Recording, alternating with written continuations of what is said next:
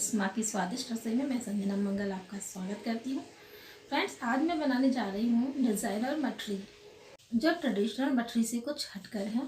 खाने में तो वही स्वाद देंगी, लेकिन देखने में और भी ज़्यादा खूबसूरत लगेगी।